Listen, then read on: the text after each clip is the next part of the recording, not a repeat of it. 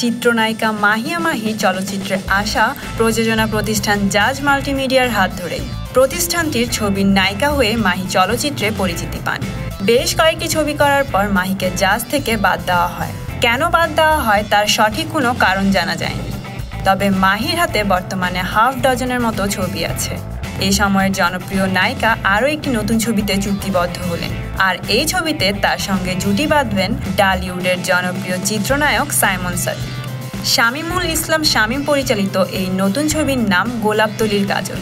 এ প্রসঙ্গে সাইমন বলেন, ছবিটির ব্যাপারে বেশ কিছুদিন ধরেই কথা চলছিল। ছবিটির গল্প আমার বেশ ভালো লেগেছে, সেই পরিপ্রেক্ষিতেই ছবিতে চুক্তিবদ্ধ হলাম। আর আমি এবং মাহি জুটি দর্শকের কাছে আগে থেকে পরীক্ষিত এবং সমাদৃত।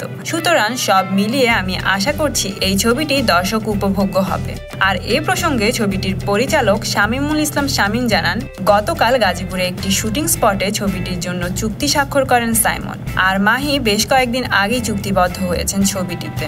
দারুণ ব্যবসায় সফল ছবি পোড়ামনের পর এই জুটি কিছুদিন আগেই মুস্তাফিজুর রহমান মানিক পরিচালিত ইফতেখার ছবিতে জুটি হিসেবে চুক্তিবদ্ধ হয়েছেন। খুব শীঘ্রই সেই ছবির কাজ শুরু হবে। আর ডিসেম্বর মাসেই শুরু হবে গোলাপতলির কাজল ছবিটির শুটিং। তো বন্ধুরা, আপনারা কেমন এক্সাইটেড মাহি সাইমন জুটির নতুন ছবি দেখার জন্য? কমেন্ট করে জানিয়ে দিন। আর হ্যাঁ, লাইক, শেয়ার এবং সাবস্ক্রাইব করতে ভুলবেন না।